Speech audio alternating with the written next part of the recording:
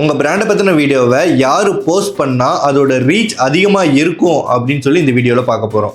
நார்மலாக நம்ம எல்லாருமே அவங்கவுங்க பிராண்டை ப்ரொமோட் பண்ணுறதுக்கு ஒரு இன்ஃப்ளூயன்சரை தேடுவோம். ஒரு டாப் லெவலில் இருக்க ஒரு இன்ஃப்ளூயன்சரை பிடிச்சி நம்ம பிராண்டை ப்ரொமோட் பண்ணுன்னா அதோட ரீச் அதிகமாக இருக்கும் அப்படின்னு நம்ம எல்லாருக்குமே ஒரு மைண்ட் செட் இருக்குது. பட் அந்த டாப் லெவல் அப்படிங்கிறது மட்டும் ஒரு பிராண்டை ரீச் பண்ணுறதுக்கு போதுமான விஷயம் கிடையாது. ஏன் அப்படின்னு நம்ம இந்த வீடியோவில் பார்ப்போம். ஆக்சுவலாக இன்ஃப்ளூயன்சர்ஸ்னு போகிறப்ப இருக்கிற ரெண்டே முக்கியமான இன்ஃப்ளூயன்சர்ஸ் யார் அப்படின்னு பார்த்தா சினிமா செலிபிரிட்டிஸ் ஒரு பக்கம், மைக்ரோ இன்ஃப்ளூயன்சர்ஸ் இன்னொரு பக்கம். எல்லாருமே தானே வீடியோ போஸ்ட் பண்ணி போடுறாங்க. இவங்களுக்கும் அவங்களுக்கும் என்ன வித்தியாசம் அப்படின்னு உங்களுக்கு ஒரு தாட் இருக்கும். ஆக்சுவலாக சினிமா செலிபிரிட்டிஸ்க்கு 1 மில்லியன்லேருந்து 50 மில்லியன் வரைக்கும் ஃபாலோவர்ஸ் இருக்கும். ஆக்சுவலாக மைக்ரோ இன்ஃப்ளூயன்சர்ஸ்ன்னு பார்த்தா 10Kலேருந்து 1 மில்லியன் ப்ளஸ் ஃபாலோவர்ஸ் வச்சுருக்கவங்கள மைக்ரோ இன்ஃப்ளூயன்சர்ஸ் அப்படின்னு சொல்லுவோம். இப்போ இந்த ஸ்க்ரீனில் பார்த்தீங்கன்னா தமிழ் சினிமா செலிபிரிட்டிஸில் டாப் லெவலில் ஃபாலோவர்ஸ் வச்சுருக்க ஆக்டர் அண்டு ஆக்ட்ரஸஸ் லிஸ்ட்டு வச்சுருக்கேன். ஆக்சுவலாக இதில் பார்த்தீங்கன்னா ஹீரோஸ் 1.2 மில்லியன்லேருந்து 12.9 மில்லியன் வரைக்கும் ஃபாலோவர்ஸ் வச்சுருக்காங்க. அதே ஹீரோயின்ஸ் பார்த்தா 13.5 மில்லியன்ஸ்லேருந்து 45.2 மில்லியன் வரைக்கும் ஃபாலோவர்ஸ் வச்சுருக்காங்க. இதை பார்த்தோன்னே உங்களுக்கு ஒரு மைண்டில் தோணும், ஹீரோஸ் அண்ட் ஹீரோயின்ஸ் தான் நிறையா ஃபாலோவர்ஸ் வச்சுருக்காங்க, ஸோ அவங்கக்கிட்ட நம்ம போய் ப்ரொமோட் பண்ணுறதுக்கு அப்ரோச் பண்ணால் நம்ம ப்ராடக்ட் நிறையா பேர்த்த ரீச் ஆகும் அப்படின்னு சொல்லி உங்களுக்கு ஒரு மைண்டில் தோணும். பட் உண்மை என்னென்னா அவங்கக்கிட்ட உங்கள் பிராண்டை ப்ரொமோட் பண்ணுறதுக்கு நீங்கள் அட்வர்டைஸ்மெண்ட் ரைஸ் பண்ணினீங்க அப்படின்னா அதோட ரீச் தான் அதிகமாக இருக்குமே தவிர சேல்ஸ் நடக்காது. அது எப்படி மில்லியன் கணக்கான ஃபாலோவர்ஸ் இருந்தும் ஏன் சேல்ஸ் நடக்காது அப்படின்னு சொல்கிறீங்க அப்படின்னு கேட்கலாம். அதே ஒரு மைக்ரோ இன்ஃப்ளூயன்சர்ஸ் கிட்ட உங்கள் பிராண்டை டெவலப் பண்ணணும்னு சொல்லி ஒரு வீடியோ பண்ணி போஸ்ட் பண்ணிங்கன்னா அதோட ரீச் அதிகமாக இருக்கும், சேல்ஸும் நடக்கும். உண்மைதாங்க, உங்கள் பிராண்டை பற்றி ஒரு ஹீரோவோ ஹீரோயினோ பேசி போடுற ஒரு வீடியோவை மில்லியன் கணக்கான பீப்புள்ஸ் பார்ப்பாங்களே தவிர அது அவங்க மனசில் பதியுமான்னு கேட்டிங்கன்னா ரொம்பவே கம்மி. ஹீரோ ஹீரோயினை நம்ம ரொம்ப காலமாக ஒரு ஹை லெவலில் வச்சே பார்த்துட்டோம். அப்படி இருக்கப்ப அவங்க காட்டுற ஒரு ப்ராடக்டோ அவங்க சொல்கிற ஒரு விஷயத்தையோ நம்மளோட வாழ்க்கைக்கு தகுந்த மாதிரி ஏற்றுக்க மாட்டோம். அது நமக்கு அந்நியப்பட்டது அப்படின்னு நினச்சிக்குவோம். சிம்பிளாக சொல்லணும்னா, அதெல்லாம் பணக்காரங்க யூஸ் பண்ணுற பொருளாக இருக்குமோ அப்படின்னு அது விலை கம்மியாக இருந்தால் கூட அவங்க மனசில் அது நம்ம யூஸ் பண்ணுறதுக்கான பொருள் இல்லை போல அப்படின்னு சொல்லி ரெஜிஸ்டர் ஆகிரும். அதே ஒரு மைக்ரோ இன்ஃப்ளூயன்சர்ஸ் அதை பற்றி பேசுகிறப்ப அது ஒரு வீடியோவை போடுறப்ப மக்கள் மனசில் அது கொஞ்சம் ஆழமாகவே பதியும். ஒரு செலிப்ரிட்டிஸ் கிட்ட நீங்கள் ஆட் ப்ரமோட் பண்ணுறதுக்கும் ஒரு மைக்ரோ இன்ஃப்ளூயன்சர்ஸ் மூலியமாக நீங்கள் ஆட் ப்ரமோட் பண்ணுறப்பையும் உங்களுக்கு என்னென்ன பெனிஃபிட்ஸ் அதிகமாக இருக்கும் அப்படின்னு சொல்லி இதில் பார்ப்போம். First of all cost efficiency, பணம் மிச்சம் ஆகுங்க. எப்படின்னு கேட்டால் ஒரு ஹீரோவோ ஒரு ஹீரோயின்ஸ் கிட்டேயோ நீங்கள் உங்கள் பிராண்டை பற்றி பேசுறதுக்கு நீங்கள் அப்ரோச் பண்ணிங்கன்னா அவங்க அதுக்கு போடுற charge minimum lakhs to cross கணக்கில் அவங்க அதுக்கு சார்ஜ் பண்ணுவாங்க. உதாரணத்துக்கு நீங்கள் ஒரு காஃபி கம்பெனி வச்சுருக்கீங்க, அதை ப்ரொமோட் பண்ண சொல்லி ஒரு ஹீரோயின் கிட்டேயோ கொடுக்குறீங்க, அவங்க அதை பற்றி பேசி ஒரு வீடியோ போட்டுறாங்க.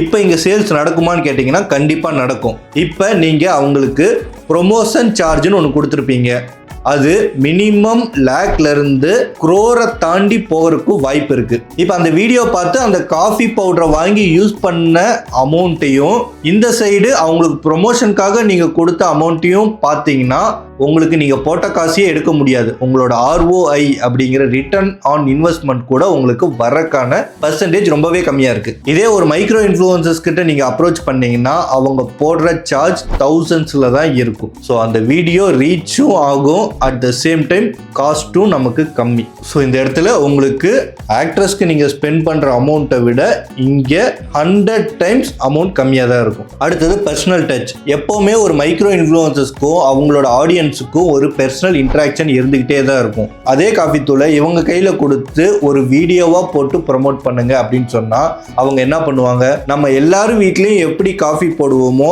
அப்படி அந்த காஃபியை மேக் பண்ணுவாங்க. அப்படி அந்த காஃபியை போடும்போது ஆடியன்ஸ்க்கு இது நமக்கான பொருள் அப்படிங்கிறது ஃபர்ஸ்ட் ரெஜிஸ்டர் ஆயிரும். அடுத்தது அந்த காஃபியை சாப்பிட்டு அவங்க அவங்களோட ஸ்லாங்ல ஒரு ரிவ்யூ கொடுப்பாங்க. இப்போ பார்த்தீங்கன்னா அந்த வீடியோஸ் பார்க்குற எல்லாருக்குமே இது நம்ம வீட்டில் யூஸ் பண்ணுற ஒரு காஃபி தூள், இதே இவங்க வீடியோ போட்டிருக்காங்க, இது நல்லா தான் இருக்க மாட்டிருக்கு, எதுக்கும் வாங்கி ஒரு டைம் ட்ரை பண்ணுவோம், இவ்வளோதான் சேல்ஸ் நடந்துடும். பட் இது ஒரு டைம் தான் சேல்ஸ் நடக்கும். தொடர்ந்து சேல்ஸ் நடக்குன்னா இந்த காஃபி தூள் நல்லா இருக்கணும். அடுத்தது ரிலேட்டபிள்.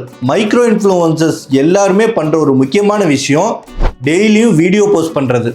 நீங்கள் நல்லா பார்த்தீங்கன்னா தெரியும், நிறையா இன்ஃப்ளூயன்சர்ஸ் டெய்லியும் வீடியோ போஸ்ட் பண்ணுவாங்க. அப்படி இல்லைன்னா வீக்லி 2 to 3 டைம்ஸ் கூட வீடியோ போஸ்ட் பண்ணிடுவாங்க. இவங்க இப்படி டெய்லி போடுற வீடியோஸை பார்க்குற ஆடியன்ஸ் அவங்க கூட கம்யூனிகேட்டும் பண்ணிட்டு இருப்பாங்க. கமெண்ட்ஸ் மூலியமா, மெசேஜ் மூலியமா, ஏதாவது ஒன்று அவங்க போடுற வீடியோவுக்கு ஒரு கமெண்ட் பண்ணிக்கிட்டே இருப்பாங்க. நிறைய இன்ஃப்ளூயன்சர்ஸ் அந்த கமெண்ட்டுக்கு பதிலும் சொல்லிக்கிட்டே இருப்பாங்க. அப்படி அவங்க டெய்லி அந்த கம்யூனிகேஷனில் இருக்கப்ப இவங்க இப்போ ஒரு ப்ராடக்டை பற்றி வீடியோ போடுறாங்க அப்படின்னா அவங்க அந்த ப்ராடக்டை யூஸ் பண்ணிட்டு அவங்க கிட்ட கமெண்ட்ல கூட சொல்லுவாங்க, இது நல்லா இருந்துச்சு, இது நல்லா இல்லை, நீங்கள் பண்ணினது சரி தப்பு அப்படின்னு அவங்க கிட்ட இவங்களால கம்யூனிகேட் பண்ண முடியுங்கிற ஒரு தைரியமும் ஒரு ட்ரஸ்ட் ஒர்த்தியும் அவங்களுக்கு இருக்கு. இதே ஒரு ஹீரோவோ ஹீரோயின்ஸோ ஒரு ப்ராடக்ட்டை பற்றி போட்டுட்டு இது நீங்கள் நல்லா இல்லைன்னு சொன்னீங்க அப்படின்னு சொல்லி போட்டு நம்ம கேட்டால் அதுக்கு பதில் வருமானு கூட நமக்கு தெரியாதுன்னு அந்த பொருளை வாங்குறக்கே மாட்டாங்க. ஸோ ஒரு ஹீரோ ஹீரோயின்ஸ் நம்புறதை விட மக்கள் ஒரு மைக்ரோ இன்ஃப்ளூயன்சர்ஸை அதிகமாக நம்புகிறாங்க அப்படிங்கிறத நீங்கள் தெரிஞ்சுக்கணும். தென் நீச் கம்யூனிட்டிஸ். ஆக்சுவலாக எல்லா இன்ஃப்ளூயன்சர்ஸும் ஒரே விஷயத்தை வீடியோ போட போகிறதில்ல, ஒரே விஷயத்தை பற்றி பேச போகிறதில்ல. ஒவ்வொருத்தவங்களும் ஒவ்வொரு கேட்டகரி வச்சுருக்காங்க. இப்போ டெக்னாலஜி பற்றி வீடியோஸ் போடுறதுக்குன்னே ஒரு பர்டிகுலர் இன்ஃப்ளூயன்சர்ஸ் இருக்காங்க ஒரு பக்கம். இன்னொரு பக்கம் பார்த்தீங்கன்னா சினிமா பற்றி நியூஸ் போடுறதுக்குன்னு ஒரு பர்டிகுலர் இன்ஃப்ளூயன்சர்ஸ் இருக்காங்க. இப்படி ஒவ்வொருத்தரும் அவங்கவுங்க கேட்டகரிக்கு தகுந்த மாதிரி ஒரு விஷயத்தை எடுத்து பேசுகிறாங்க. அதை விரும்புகிற ஒரு பர்டிகுலர் பர்சன் தான் அவங்களுக்கு ஃபாலோவராக இருக்காங்க. இப்போ இவங்க எல்லாருமே அவங்கவுங்க கேட்டகரிக்கு தகுந்த ஒரு டார்கெட்டட் பர்சனை தான் அவங்களோட ஃபாலோவர்ஸாக வச்சுருக்காங்க. இப்போ உதாரணத்துக்கு நீங்கள் ஒரு ஹோம் கேட்ஜெட் யூஸ் பண்ணுறீங்க அப்படின்னு வச்சுக்கோங்க. அது ரிலேட்டடாக வீடியோஸ் பண்ணுற ஒரு பர்சன் கிட்ட அப்ரோச் பண்ணிங்கன்னா அதுக்கான சேல்ஸ் அதிகமாக இருக்கும். ஏன் அப்படின்னா அதை ஃபாலோ பண்ணுறவங்கெல்லாம் நிறையா அந்த ஹோம் கேட்ஜெட்ஸை விரும்பக்கூடிய பர்சன்ஸாக இருப்பாங்க. அதே ஒரு ஹோட்டல், ஒரு ஃபுட்டு ரிலேட்டடாக நீங்கள் ப்ரொமோட் பண்ணணும் அப்படின்னு நினச்சிங்கன்னா ஃபுட் ரிவ்யூ பண்ணுற ஒரு பர்சனை நீங்கள் அப்ரோச் பண்ணி உங்கள் கடையை பற்றியும் உங்கள் ப்ராடக்டை பற்றியும் நீங்கள் எக்ஸ்பிளைன் பண்ண சொன்னீங்கன்னா அதோட ரீச் அதை விரும்புகிற ஒரு பர்டிகுலர் பர்சன்ஸ்குள்ளே வந்துடும். இப்போ நான் சொல்கிறதெல்லாம் கேட்டால் நீங்கள் ஒரு கேள்வி கேட்கலாம், அப்போ சினிமா ஆக்ட்ரஸ் பண்ணுற அட்வர்டைஸ்மெண்ட் ஒர்த்லெஸ்ஸா அப்படின்னு கேட்கலாம். ஆக்சுவலாக நான் ஒர்த்லெஸ் அப்படின்லாம் சொல்ல மாட்டேன்.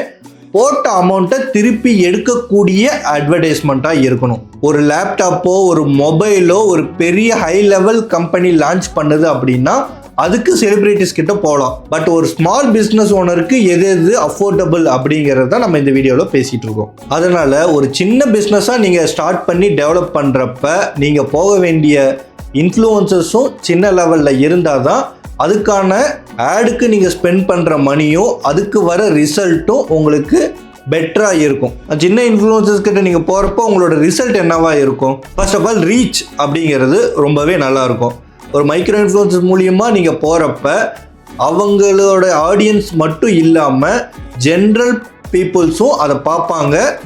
உங்களுக்கு ரீச் ரொம்பவே அதிகமாக இருக்கும். அடுத்தது ட்ரஸ்ட் அப்படிங்கிறது அந்த இன்ஃப்ளூயன்சர்ஸ் மேலே வச்சிருக்க ஒரு நம்பிக்கை காரணமாக தான் உங்கள் ப்ராடக்ட் மேலே ஒரு நம்பிக்கை வரும். அதனால் அந்த ப்ராடக்டை அவங்க முதல் முறை வாங்கறதுக்கு ட்ரை பண்ணுவாங்க. தென் அந்த ப்ராடக்ட் நல்ல விதமாக இருக்கங்காட்டி அவங்க அந்த ப்ராடக்டை கண்டினியூவாக அது ஒன்ஸ் பிரேக் ஆயிடுச்சுனாலும் உடஞ்சிருச்சுனாலும் திருப்பி உங்ககிட்டயே பர்ச்சேஸ் பண்ணுறதுக்கான வாய்ப்புகள் அதிகமாக இருக்கும்.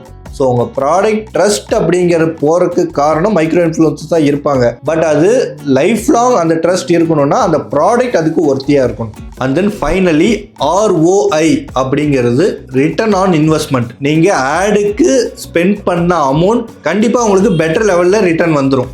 உதாரணத்துக்கு ஒரு 3000 to 10,000 அந்த மைக்ரோ இன்ஃப்ளூயன்சர்ஸ்க்கு நீங்கள் ஸ்பெண்ட் பண்ணுறீங்க அப்படின்னா அந்த வீடியோ ரீச் ஆனதுக்கப்புறம் கண்டிப்பாக அதோட பெட்டர் சேல்ஸ் நீங்கள் பார்ப்பீங்க. ஸோ இந்த வீடியோவில் நம்ம பார்த்தது என்னென்னா ஒரு ஸ்மால் இன்ஃப்ளூயன்சர்ஸ் அவங்க பிராண்டை எப்படி ப்ரொமோட் பண்ணலாம், யாருக்கிட்ட அப்ரோச் பண்ணலாம் அப்படிங்கிறத நம்ம பார்த்துருக்கோம். இப்போ உங்களுக்கு இதில் எது பெட்டராக தோணுதோ அதை வச்சு உங்கள் பிராண்டை ப்ரொமோட் பண்ணுறதுக்கு நீங்கள் ட்ரை பண்ணலாம். இந்த வீடியோ உங்களுக்கு பிடிச்சிருந்ததுன்னா வீடியோ லைக் பண்ணிட்டு ஷேர் பண்ணுங்கள். வீடியோவில் நான் சொன்ன விஷயங்கள் உங்களுக்கு எந்த அளவுக்கு புரிஞ்சுது இல்லை வேறு ஏதாவது டவுட்டுன்னா கீழே கமெண்ட்ல சொல்லுங்க. மேலும் இது மாதிரியான வீடியோஸ் டெய்லியும் பார்க்கணும் அப்படின்னு நினைச்சீங்கன்னா 0 to Hero with மகில் அப்படிங்கிற நம்ம சேனலை ஃபாலோ பண்ணிக்கோங்க. தேங்க்யூ.